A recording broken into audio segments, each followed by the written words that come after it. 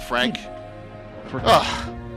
This is Harbor Town. You mean an XSplit? Yeah. Yeah, an XSplit. It always pops. It always goes off. Harbor Town is an all-new series from Miniature Building Authority, the leader in tabletop gaming scenery. Unique, flexible, and playable, Harbor Town will take your games to a next destination. Absolutely nothing about XSplit. Although I hear XSplit. Have you done both? Right? I agree. Frank, you did both. I use XSplit, but I tried OBS a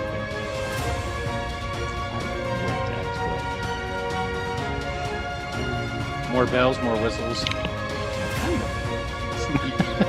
Plug it. That made it easy. I like the NDI implementation, and I use NDI a lot. Gotcha. No reverb, right? No reverb, no reverb, no reverb. Nope. Oh, thank God. If you say no reverb 10 million times. Oh, thank God. Last night was all my fault, too, with the reverb. You got it figured out tonight? No reverb tonight, right? I got it figured out. Me being an idiot last night.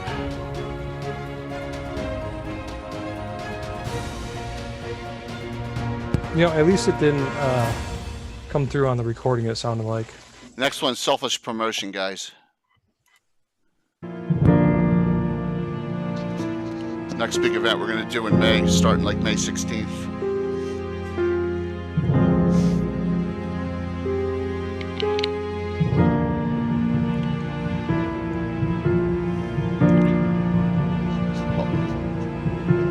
So Miniature Building Authorities, the two big keeps, and then GeoHex is what it's on top, but the rest is all crafted by Bill, our master crafter.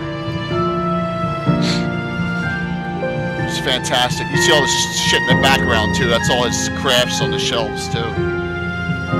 Does some great work.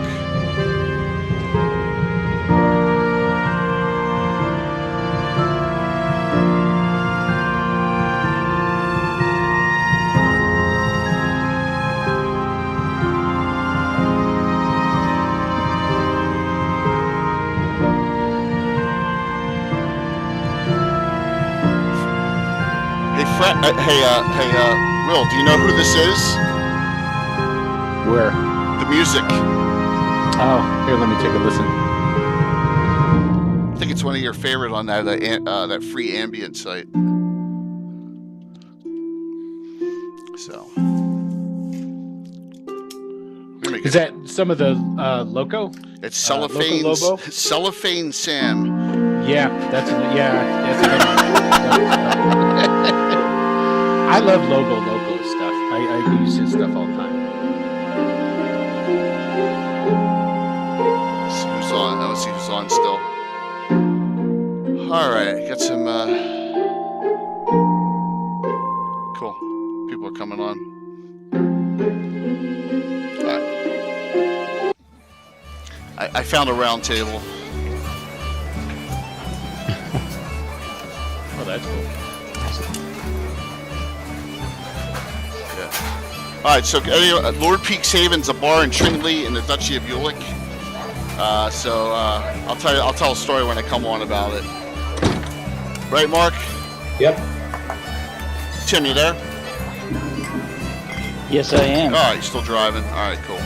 No, I'm back now. Oh, good. The greatest tavern in all of Greyhawk. Yeah.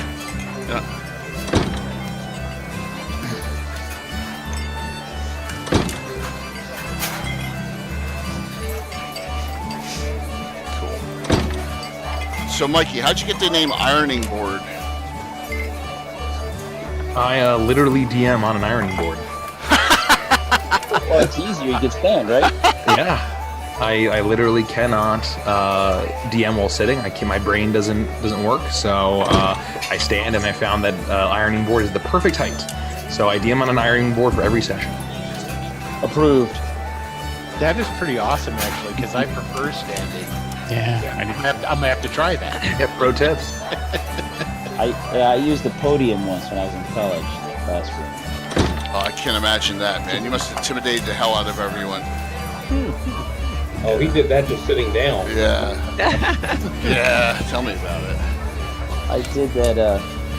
It was cool using the big giant board because then I could do the dungeon in not just the overhead view when I mapped it, but also side view because it involved a lot of elevation. That was fun. That was the 19-hour non-stop session. The standing was good. Good night. Oh, okay. Hopping. Alrighty. Yeah, the only time I sit is streaming. If I'm running it for people, you know, in person, I'm almost always standing, walking around, messing with people. Yeah, I usually stand and work, and I have a desk that can go up and down. So That's what I need to get. I need to get a sit. Yeah. And thinking about it, it's probably a good idea to have been sitting for like an hour, so I can probably. I actually got a monitors that I could raise and lower after I had knee surgery, and just sitting it would stiffen. And to stand up from that was so painful. So instead of the desk surface, I had the monitors where I could elevate it and elevate the keyboard. Come on in 2 minutes earlier. Come on. So, by the way, I left my door open. 1 sec.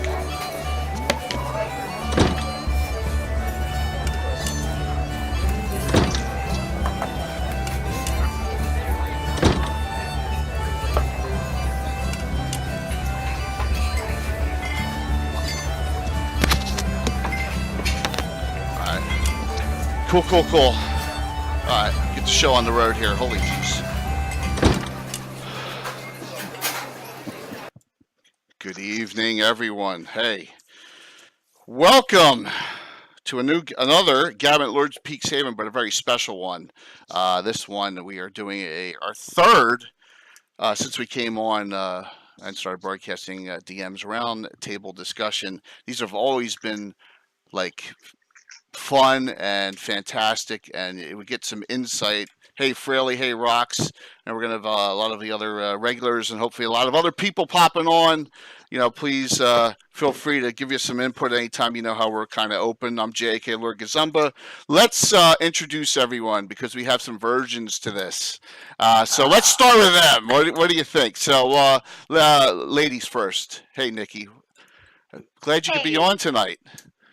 I'm glad that I could be here. Give us a little introduction about yourself and how long you've been DMing and what you do and with DMing. Go ahead.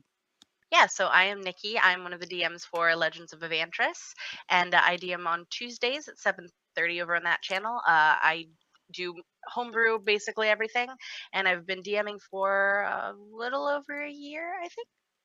Excellent. Is it 5e only?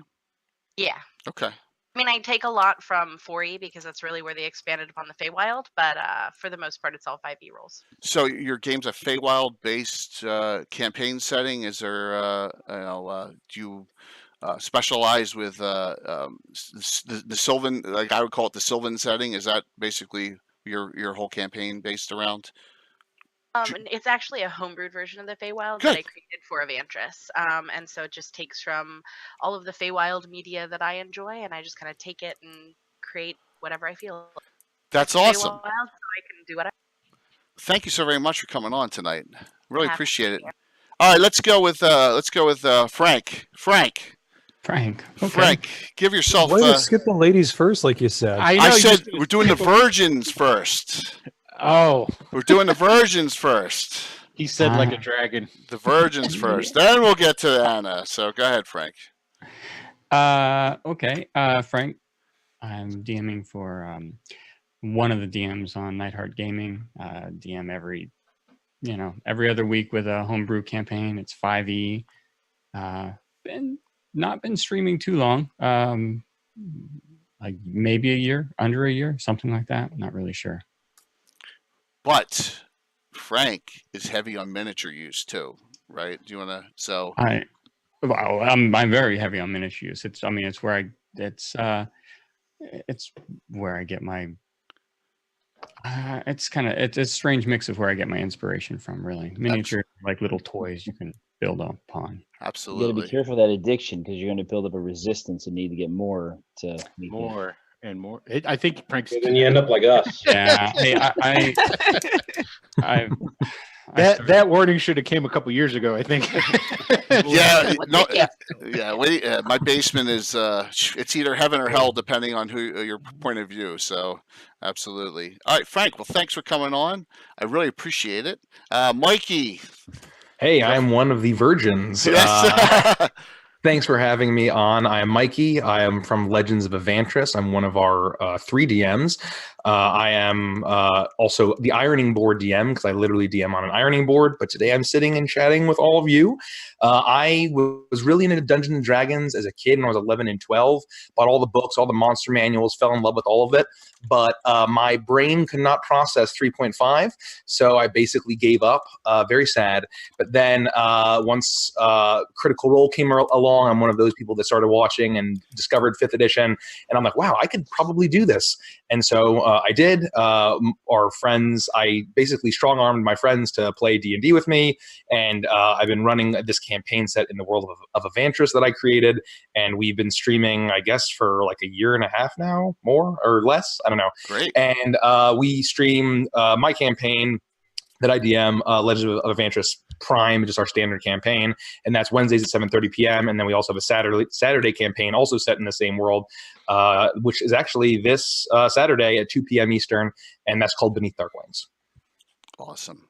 Well, I appreciate you all three of you brand new coming on. Thank you so very much. We're hopefully we'll get some insight on DMing out to everyone, new and old. So Anna. Okay. Go for it, Anna. Yeah, I'm Anna B. Meyer, and I started DMing in 1983. I started playing in 79, 80, and it took a couple of years, and then our excellent DM defected and disappeared, and we started taking turns on DMing, and after I'd done it twice, I was more or less forced into servitude for the next 20 years running our campaign. I've been running Greyhawks. That's how it happened. We found the box in the game store in 83. I ran it forever. Then I run some mid conventions and our local game store. I run some Pathfinder and stuff like that. But I've run my own kind of home version of Greyhawk for like 35 years or something like that. But you're bigger on Pathfinder, correct? Yes, the last 10 years I've used Pathfinder primarily, and now I'm thinking about, okay, should I go stay with Pathfinder? Should I go with Pathfinder 2, or should I switch to the 5th edition? So that's still an open question. We'll see. But that's what. But normally my kind of day job is to do fantasy maps. Which is Very background. cool. Our background is an Anna Meyer, Greyhawks. I couldn't cut it as a monster designer or write scenarios or anything like that. So I had to resort to making maps. Which awesome. We are thankful you did. Thank you. Yes, so very much so. Brian, DM from last night. So my name's Brian, Sublime BW on the chat, and like pretty much anything else in the world, if you ever look up and see Sublime BW, more than likely it's me. So been DMing, I don't know, before 5th edition came out, because I started doing like the whole playtest stuff, and then ever since then. But I do a public play. I'm an organizer for our local comic book shop, so I help organize. We're working on getting our 4th table back up and running. So right now we have 3 tables of 7. We're working on getting the 4th one kicked back up. So besides that, though, I know this schlub for a very long time, and so he gave me the of popping his 5e cherry last night, which was my first experience into Greyhawk as a DM. Right, and Brian, link your Obsidian Portal site again. Brian is doing a 5e Greyhawk campaign for his comic store coming up, and that we broke the cherry on it last night, and it is some really great house rules he has on Obsidian Portal. Please check them out, and we'll hopefully really cool stuff. Hey Geek Dice, how are you, man? So let's go to Will. Hey, well, I'm the other Will DM. I put a dot in between mine just so people don't get confused. I'm Wicked Studios LLC. I'm one of the head DM and one of the guys who DMs over there. I run a game called Return to the Bandit Kingdoms over there and Tales for Savage Land. I started playing. What year did Prince Charles and Princess Diana get married? Was that 81? I think it was 83, wasn't it? I think it's earlier than that. I think I it's don't keep track of royalty. That regardless of that's. I know that's the year I started playing, and Naz then isn't on I to answer started. that I yet. started DMing a couple years after that. So, and I'm a Greyhawk guy through and through. That's how I found Jay. So I had to go and find out when I saw stuff getting put up about your campaign. I had to come and seek you out and say, "Hey, what's up with this?" Yeah, well, it's so far so good on that. It's been a great relationship, and it's just only going to get better. So Yeah, it is. He doesn't know me that well yet. We're going to save the best for last out of this crew. Mark, you're up. Oh, okay. Come on. Good evening, everybody. My name is Marco Lucy. Most people know me as DM Marco. I have been friends with Jay and Tim for, the better part of about 40 plus years. I actually am a DM on the Lord Gazumba channel. You see my group in Ohio every other Monday. They are a newer group, but being introduced to our style of play of 1E, 2E with heavy on miniatures. So we have a master crafter along with Jay's group on Thursday that I also play with. The only one that dials in on Thursday nights. Everybody else is actually sitting at the table. But our master crafter, Jeff, is also really, really great at the things that he's built. If you have the opportunity to take a look at some of his stuff, it's at Jacob Jansen. And he's on now, too. So Jeff is on, so watching as well. Yeah. So what editions do you run, Mark? Come on. So it's mostly a 1E, 2E hybrid with a few of other things kind of sprinkled in where I see fit. A lot of Jay's and my campaign are very similar in scope. We actually use the same world set in Greyhawk, but there are some rule variations that we actually use. I prefer using, like, for instance, individual initiative versus group initiative. As well as introduction of like cantrips and things like that, which are not really too 1E, 2E based as well, or heavily used as they are in like 4E, 5E. That was like one of the first things I interjected was cantrips. Yeah, I'm an anti-cantrip person, probably because of the gentleman we're about to introduce right now. And we'll go over that because there's always a story about Tim. So Tim, go for it. I started gaming when I was in 3rd grade. So I think around 79, 80. Yeah. And then after a couple years, started DMing, and then met Jay, and then we both DM. We DM'd for each other all those years. So, yeah.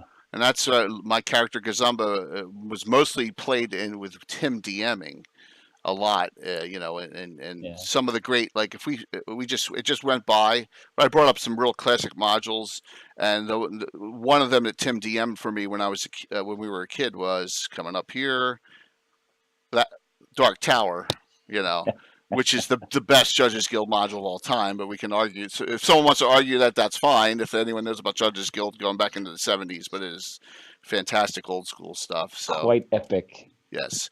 So Tim, you're being too modest. I mean, you had a City State of the Invincible Overlord campaign, which I thought was so brilliantly done. Yeah. That Mark and I played in back in I guess when you were in college, right? And at that time. Yeah, it was. So, yeah, it was later. It was later. Later, like 88. Matured in college.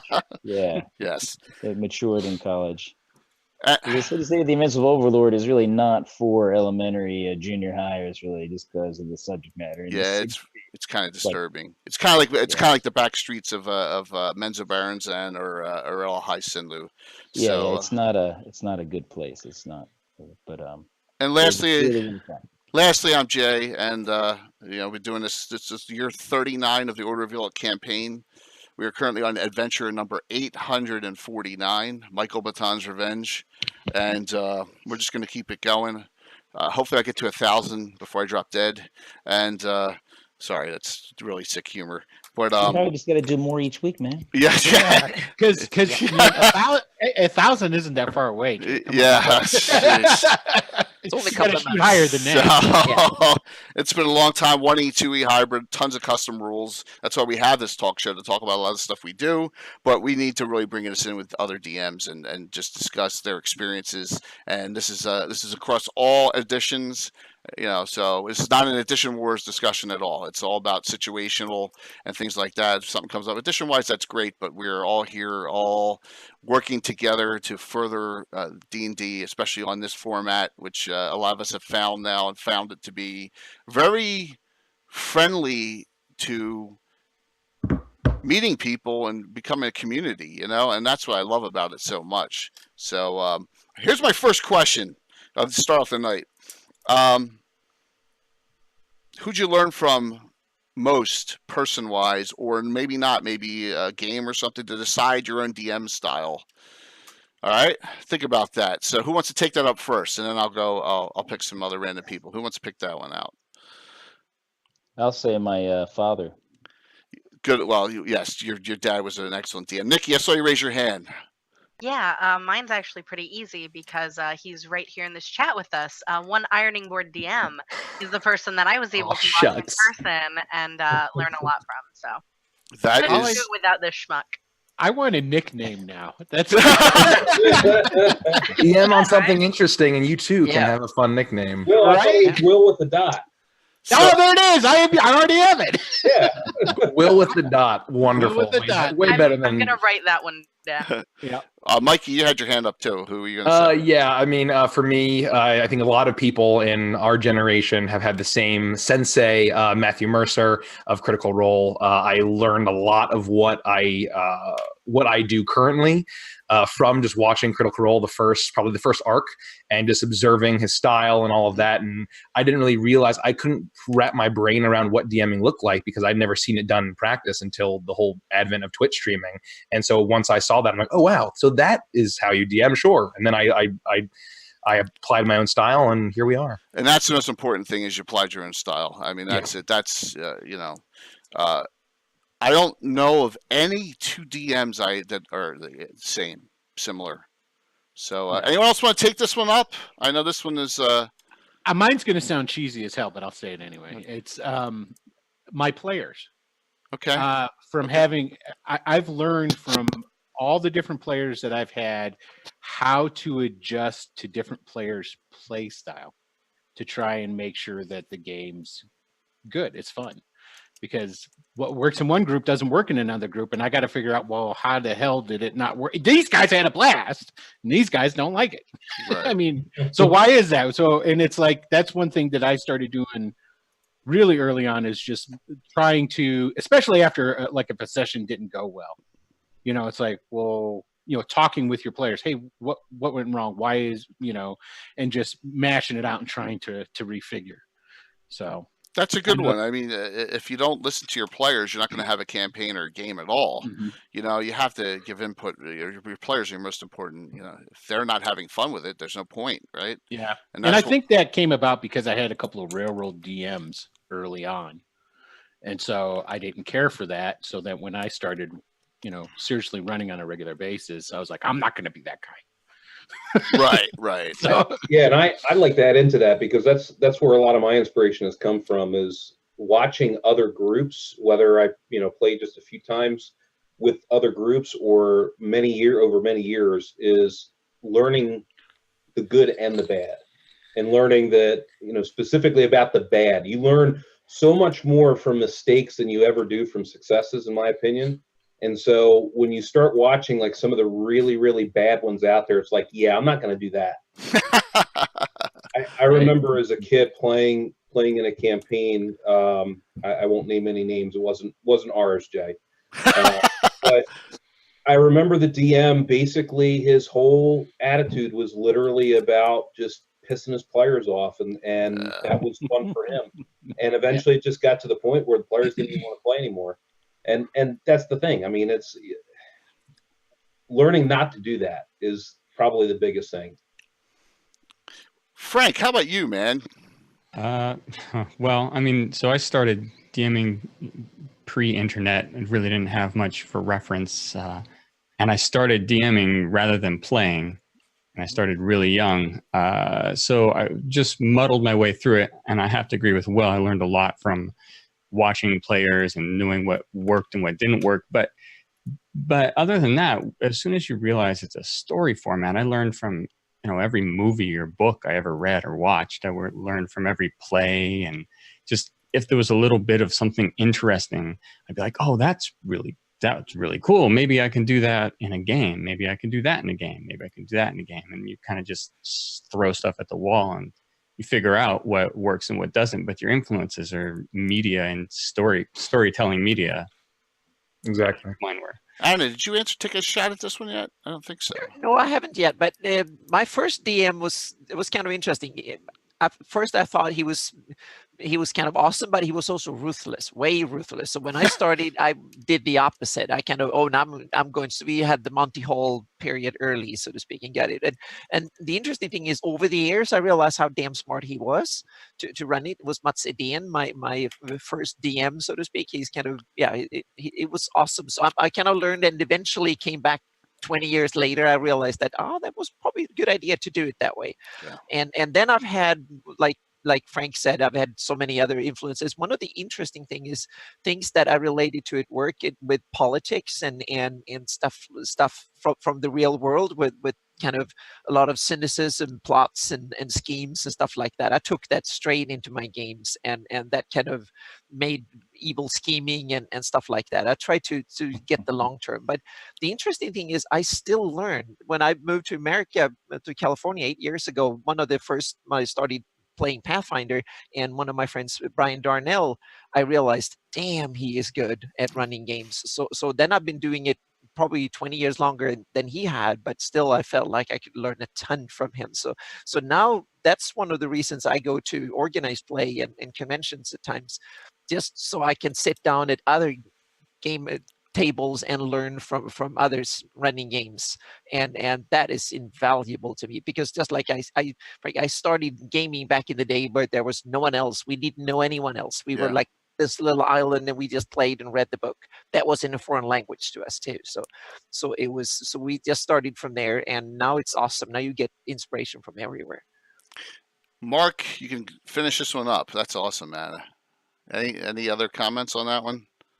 Just the fact that you learn an awful lot, I think, just from life itself.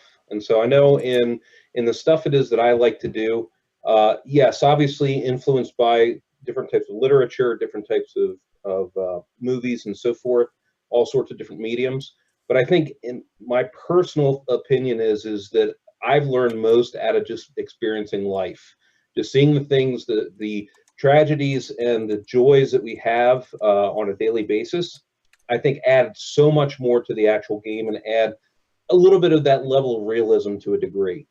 As opposed to just trying to make everything up ourselves and trying to dream the impossible. I think that there's still somewhat of a science to it, that you don't break like the laws of thermodynamics and the laws of gravity and things of that nature, even though it is a magic-based game. Mark, you do if you cast a wall of force spell in the middle of thin air out in the. It's a wall of force. That happened a couple weeks ago. Don't make me get the cloud castle. How to build a cloud castle? You build the base with a wall of force on the clouds. The physics works. Do the math. I know. Sorry, Mark. I had to do that one. So for me, I'll say, Tim has been my most, out of anyone else, has been the biggest influence on me as far as DMing style. Sorry. Yeah. Because of us growing up together doing that stuff, Tim was definitely my biggest one. And then a lot of it, I don't know, I was kind of a guy that let's throw it up and see if it works. And that's why we just kept on expanding. A lot of people ask, I know, Will, you say, you'll love 5e. I'm like, but see, our 2e, 1e, 2e is so monstrous now with 40 custom classes. And I can never, it's just, It's So where what I'm hearing is you need an office full of people converting it for you. That's what I hear. I have some old. I mean, you can't teach an old dog new tricks. I have 2 or 3 players that ain't happening. So, but that's Well, if it ain't okay. broke. There's a school Minions. out there, Will, that we Minions. were already at 4 and 5e before anybody else was. That's so. true. Yeah, That's no true. doubt, huh? Yeah, got a lot of stuff in there that we developed ourselves, but absolutely. All right, here's another one. Let's just throw this one out here. This is what if, okay? If you could play D&D game with anyone, living or dead, who would you play with? Who wants to take that one up? Robert E. Howard. Who is? You don't know who Robert E. Howard is? Oh, come on. Anybody else? Conan. Yes, he's the author of Conan. Okay. He's the original guy who. But he killed himself, so he might have been a drag. Well, you know, Of course, Tim you brings up got the you got to positive. get him on one of those up days and not the Yeah. down days sort of thing. But I just think, man, because he came up with that. He wrote a whole essay, created the whole Hyborian world, all that different stuff. You know, back in the 30s, before, you know, Yeah. that's when it was all starting to come together and to have that sort of jazz. You know. I think it would have been interesting Yeah, playing with Lovecraft. well, Lovecraft and Howard, they were pen pals. They wrote each other all the time and shared ideas.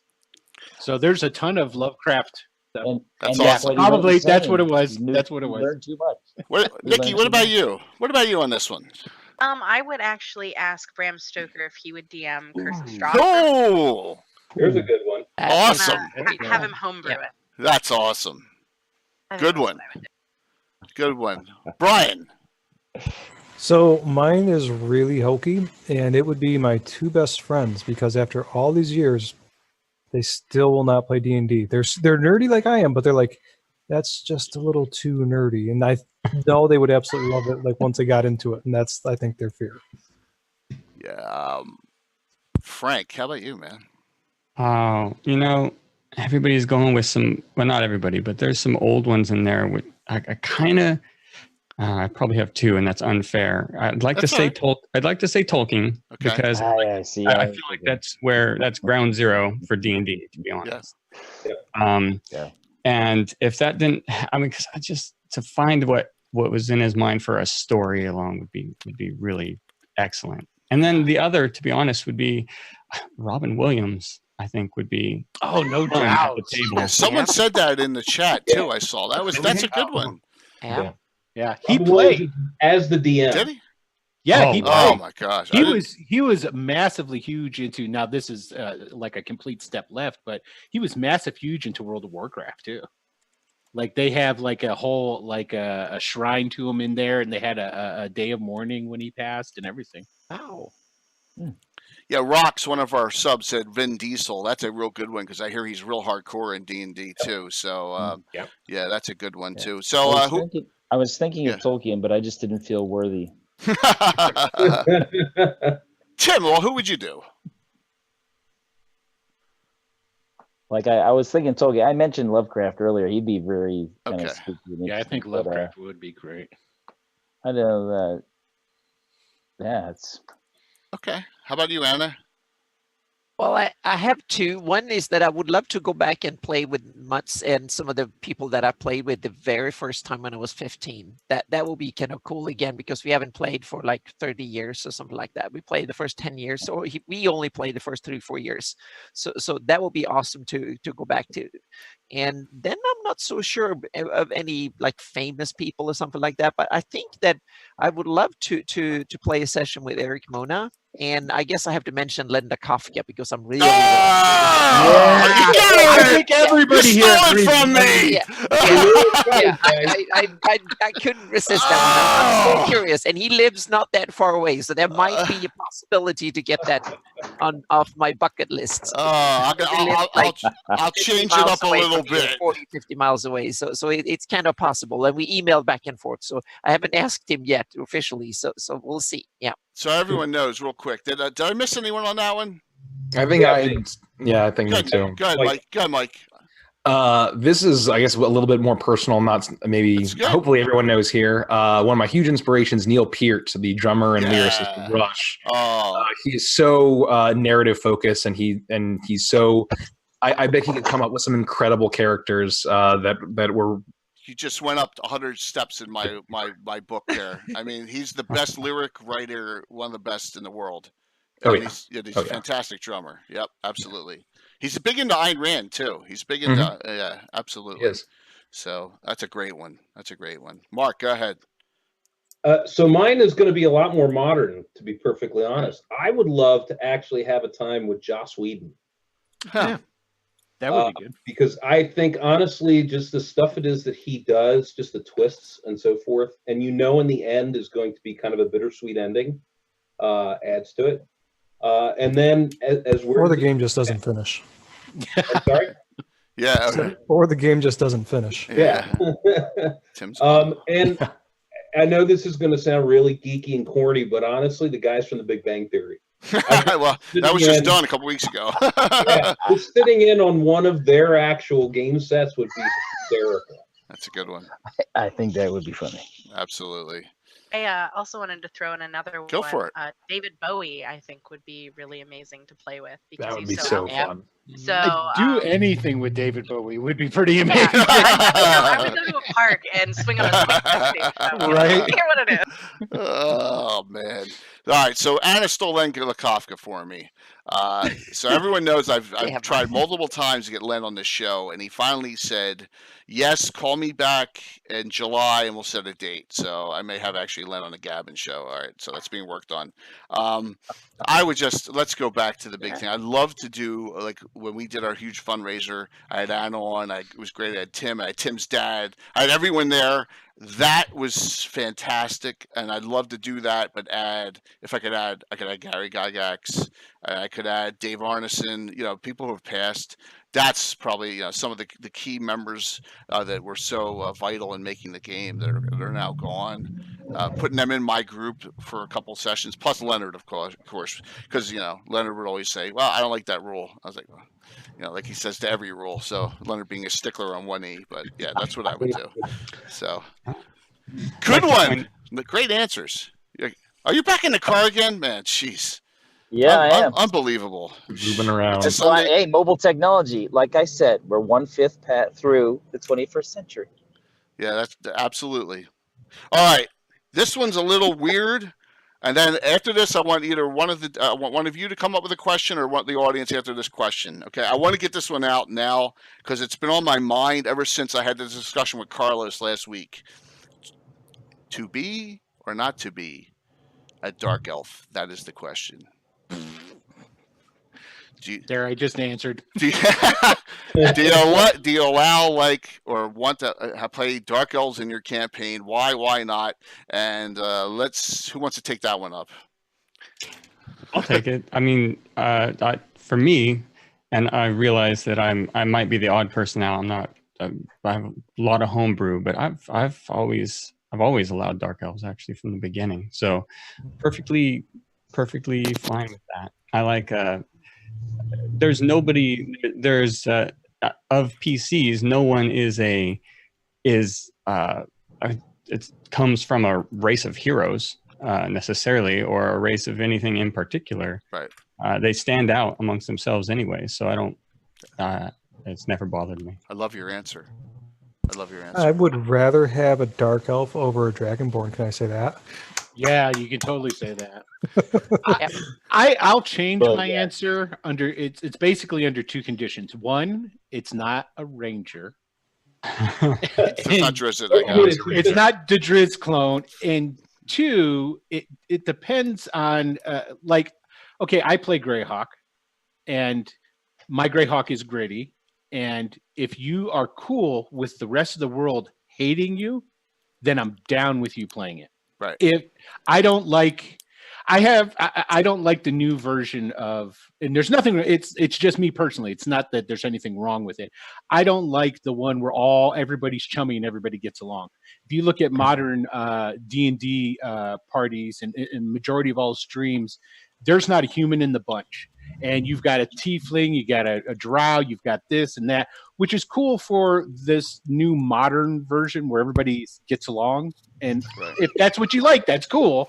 But I think you miss Doesn't so make a good much. story, though, does it? Yeah, you miss so much more great role playing when, like I did one. I had one where there was a character was playing a drow, and of course got the hood up the whole 9 yards, hiding and all this different stuff, and they're talking to the guard about something.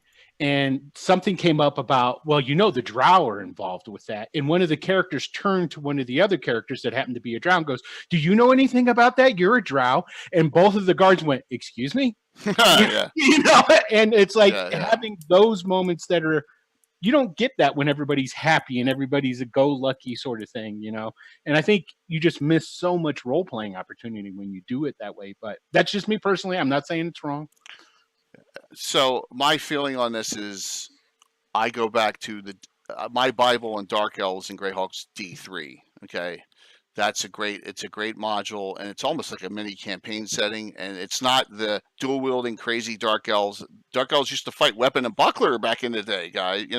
And they used to use crossbows, and and they had death lances that are only +1 to hit and that kind of stuff. So that's where I'm not a Menzo Barons and Drizzt R.A. Salvatore, no one ever dies in his world kind of guy. I prefer the Greyhawk version of the Dark Elf, and that's why I wanted to ask the question, because Carlos and I started. Carlos like, I don't like that. He doesn't allow player character Dark Elves because of the too many advantages for power gaming. So Nikki, Mikey, anything on that in your games on? So when I first started, the key rule was, and I quote, "No shitty drow." As I've matured as a DM, my current philosophy is that I think that if it's published and, if you can justify it and have it be an interesting character that isn't, a special snowflake, that full edgelord, then great. I'm totally happy to make it work and we can workshop it, and I'm really happy. So I allow any real race that is published, and the only thing, and I haven't done anything custom that has been published previously but isn't in 5th edition, but I will say I will probably never allow Kender. That is 100%. There are no Kender and Evantress. They do not exist. How about cannibal halflings from Dark Sun now? Yes. Sure, why not? Crazy stuff they put out. Not a Kender. Yeah. I'm all things halfling, so. Yes. By the way, everyone, Will, if you have that and you can link it into chat, Will did a 5e version of a class we used in 1e, 2e, a halfling guardian. He converted it to 5e. Was it an oath?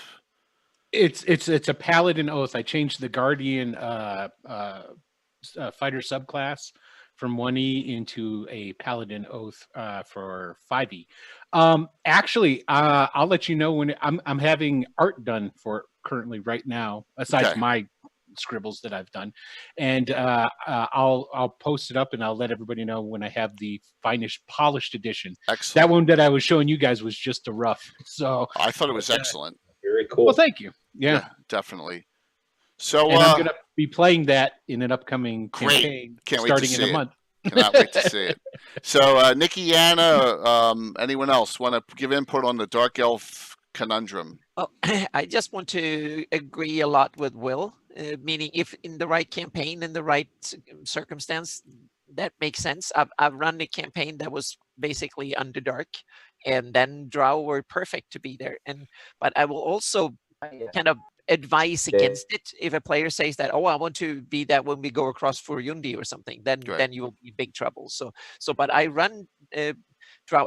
I bought the one of the Forgotten Realms, but they had a lot of the Underdark book for Forgotten Realms, and I basically stole a whole bunch of it. So my Drow that I've used in my version of Greyhawk have been heavily influenced, so they've been more Dristified that way, and the Drow have been kind of more vicious and in that way, kind of more characters, but they also been hugely powerful. But I counted that in game, meaning they are hated, they have lots of enemies and stuff like that, and a player character have to succumb to that, so to speak, or fight it, and that's part of the deal.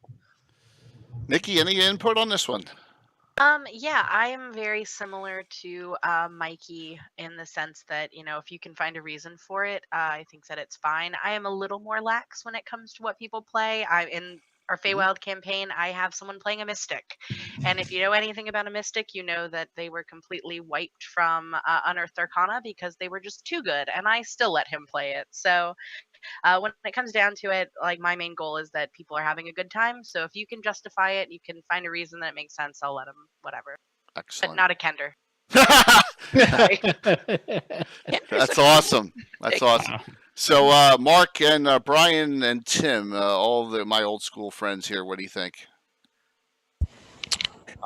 I have an answer. So I will say that I think we learned the hard way when it came to Dark Elves. Yes. And I will give an example. So there was a player that we had that in Unearthed Arcana in 1E allowed you to play a Dark Elf Cavalier, and basically had weapon of choice, which was a longsword, could fight longsword because of the non-penalties for fighting two-fisted, and I believe was getting 9 every 2. 9 attacks every 2 rounds. Yeah. And he was only 11th level. There was a mage around that had a haste spell. Yes. He was getting 9 attacks around. He basically chopped up the Prince of Ulick pretty good. At one point, it can get really, really bad if you're not careful as a DM. Yeah. Right. The fighting two-fisted obviously would be with their cultural weaponry, because I think is but everyone, Tim, we have certain people here that stretch the rules when they can. But that's not my formal answer, though. What's the question again? Dark elves, to be or not to be? I know you allow dark elves too. So the mistress of the underweb laughs at your stupid question, human pale face. Yes, exactly, exactly. Last but not least on this one, Brian. So I already said, like, I would prefer Dark Elf over a Dragonborn. My whole deal is I've never seen a Dark Elf played well. They are either like super edgelord and or they try to be a little bit too special snowflake. I've never seen it at my table done well. It's so. Well, that's a great observation. I mean, if you allow certain things can be abused, we all know that. Yeah. We all know what to look out for. I don't know what to look out for in 5e, but I bet you everyone else who's a 5e knows what to look out for. And we know what to look out for. We immediately removed weapon specialization in your secondary hand if you were even ambidextrous. Gone. The Dark Elves taught us that. Do not allow secondary hand weapon specialization, and that solved the problem for the most part, along with some other things, right, Mark? Oh, yes. Yeah. So I wanted to get your feelings on that one, because I know Carlos started on that last week, and I was like, oh, that's a great question. So now I want one of you to bring up. Come on, someone throw something out there. I've got a real good one, I think. Okay.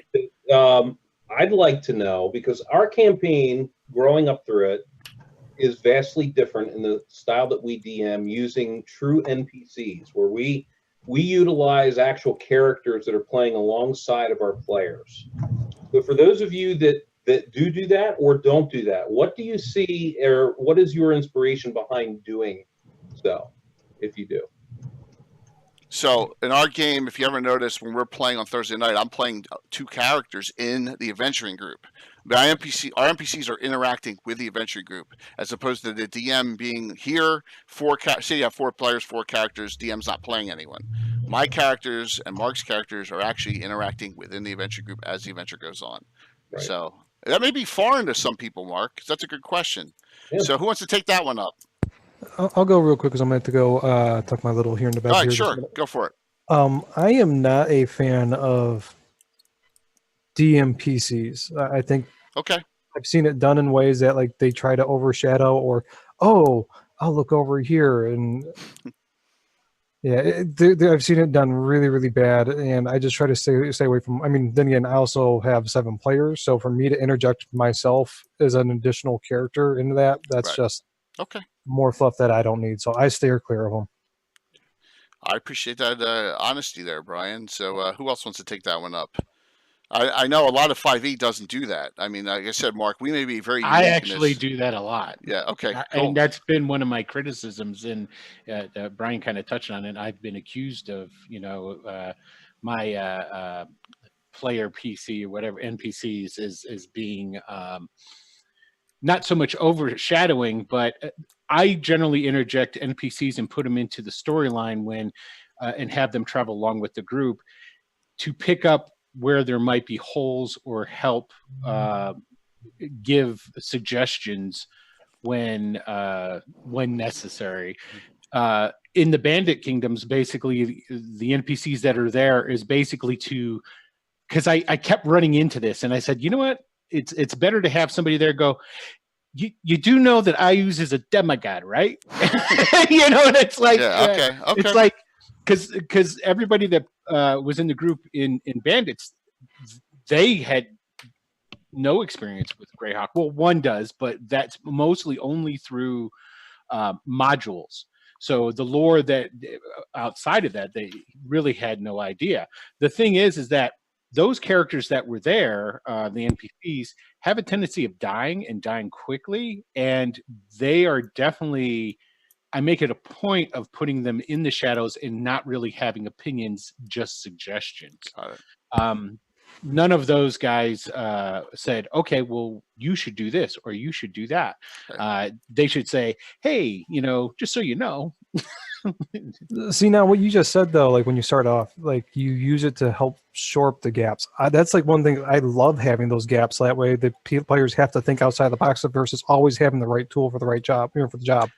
Right. But and that whole thing where I was talking about with IUs, that was literally a thing. There was a character that was at the beginning of the campaign, and he kept going, okay, well, I have to go and find IUs because I have to kill him because that's what's harming the force that I have here. And it's like, I'm like, no, you don't understand. You're not going to do that. And later on, that character then went away and the NPC went away. But all the NPCs are tied to a moment or a specific location. And then when the adventure would move past that, then the NPC doesn't continue on with them. It's not like they adventure with them all the time. They pop in and out and might travel with the party for a period of time. Because I agree with you. I would hate to have somebody there that's filling in the gaps that would fill in a role-playing opportunity. That I wouldn't do. But if it's somebody who's like, okay, well, this guy's around with you because you're going into Rook Roost, and none of you guys really know Rook Roost, but this guy that's with you does. So when you get to a certain opportunity or something like that, you can ask about this or that, and he might be able to fill you in on these sort of things, as opposed to, and it really depends on your group. Some, you don't need it all the time. As we went through the campaign, I didn't need to have those guys around anymore, because they started, well, and they got to learn stuff. They started to get to know, so. Mikey, Nikki, Anna, Frank, anyone want to take that up? Yeah, I mean, I will. I think NPCs they definitely have a place.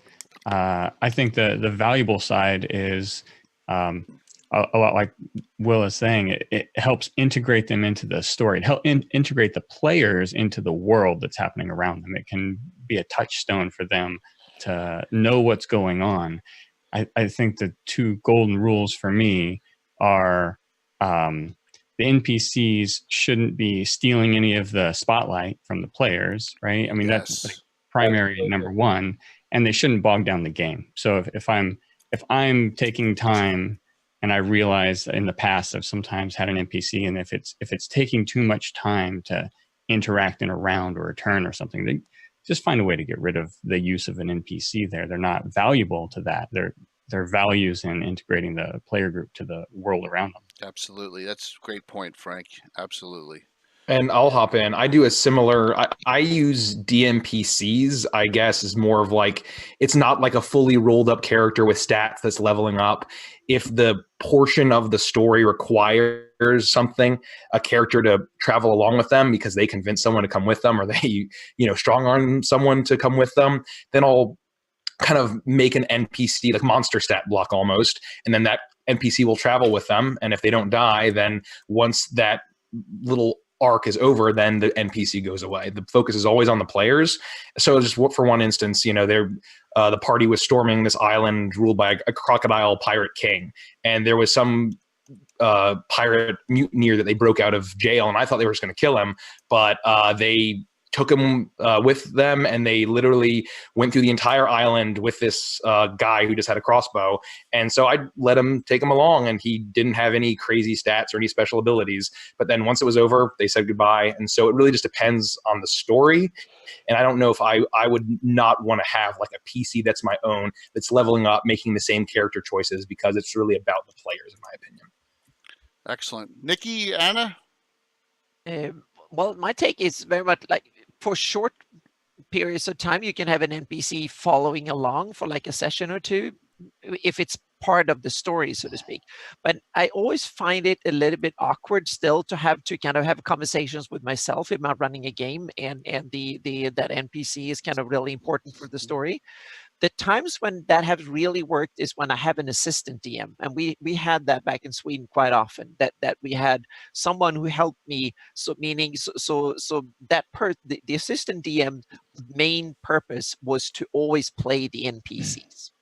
And that made real good, because that way I didn't have to argue. I could play one NPC and the other one plays someone else, and I didn't have in combat and stuff. I didn't have to look through all the extra special abilities and stuff and have that.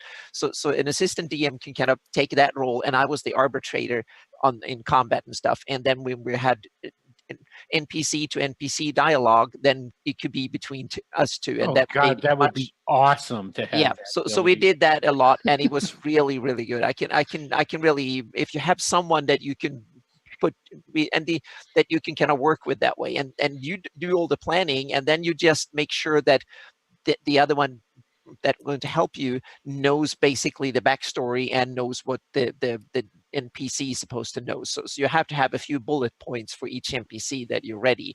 And it can also be on the fly, like a barkeep or whatever, and just go with it, so to speak. And occasionally we had to stop it for 1 minute and had to whisper in the ear, like, oh, this is what's happening behind it. So, and you can kind of surprise each other, and the players, you had a flow in the game that was amazing that way. And that way we could really have going for a few sessions, dragons or whatever, really powerful creatures and stuff like that too, if need be. So I think we have Nikki and Tim left on this one. I'm against the DM PC idea. I think that's just mainly my experience with my players. My players my players RP a lot. So even as a DM, I have a hard time trying to describe a room to them, because the moment I stop speaking, even to pause and take a breath, they immediately start to roleplay. So I think for me, trying to have a DM PC would be incredibly difficult. But on top of that, I kind of want to reiterate like the same things everyone else is saying. It takes away, I think, from the players themselves. Like when I'm DMing, I'm trying to create a story for them to tell, and I want to give them the room to do it with their characters. And I want my NPCs to be important, but not too important. Great answer, Tim. Great answer. I was thinking, Jay, we kind of have been doing this for a long, long time, and I think it comes from sharing DMing, like running one and then absolutely. And I think that's how it started, because it's like the group of friends adventuring, and then you're DMing. Well, we want our friends to go, and then if it switches, then you still want your friends there. Tim, I think our situation is pretty unique. I think 40 years started, of playing. But I almost always, in the numerous game systems, have had somebody who kind of teams up on this part of the team. Sometimes it's because the group's real small. Sometimes they're great to add a wrench or complexity. Sometimes they're the story hook. Sometimes you want them to. You can. I'm not saying guide them along, assist, but the focus is not on them. But they can be there to be the DM's voice without saying, hey, remember this note that you were given earlier and you all forgot about it? Yeah, it happens. So it's a useful tool, but it's also fun. I guess maybe also I want to be a player too. So it's always fun to have at least that one little thing off to the side I really think we're a unique situation with the evolution of our game, and it's just because that's the way we do it, and others don't, and others some do, some don't. I mean, it's just I think it's if I just was evolution. if I was new and doing it kind of online, kind of, Mhm. or the group was disparate, I probably would be less inclined to do it. Okay. Like Nikki was saying, in her situation, I would probably be less inclined to do it for that reason. But I can't stop now. All right, I got a bunch of questions from the audience, and I'm going to try and put these in. Here's one, and I put two together. I put the losers in, and I think it was Richie who asked this question because he is Legends of Evangelists. I'm assuming that's Richie. Yeah, that's him. Okay, first person versus third person and player characters, players. It's talking about acting in play, or I do this, and voices. I'm going to take this one up right away. No one at our table, us 50-year-old men, play in voice character in our games. I mean, we just are not good at it. We've never been good at it. I would disagree with that. Oh, come on. You know what I mean? There's plenty of in-voice characters. I'm with Mark on this one here. Come on. Yeah. What about Murdoch? All right. Well, Murdoch's insane. All right. I'll change it. None of the guys that are at my table that recently. How's that sound? Okay. But it's a mix. I let the players play however they want. And I wanted to take that one up. If they want to play in first person or third person, it's fine with me. We have a lot of RP and a lot of interaction, but however a player is comfortable with playing their characters, okay. Does anyone else want to take that one up? First person versus third person and voices. I want to add, sometimes I like to force a player into voicing what they're voicing because they won't shut up. So I'll be like, oh, so you said this, because they keep talking about what they want to do or they're going to do, and then they want to pretend it's an idea. So I will force them into saying, well, your character said that. Yeah, I got it. Absolutely. Just to put them in presence of mind. Now, I want to go to Frank on this one, because when you watch Frank's show, all his people play in voice. Well, so I mean it's kind of two different things. To be fair, I still have a home game and I have stream games. Right. Okay. And the stream games were put together from home game players that do voices and or third person, but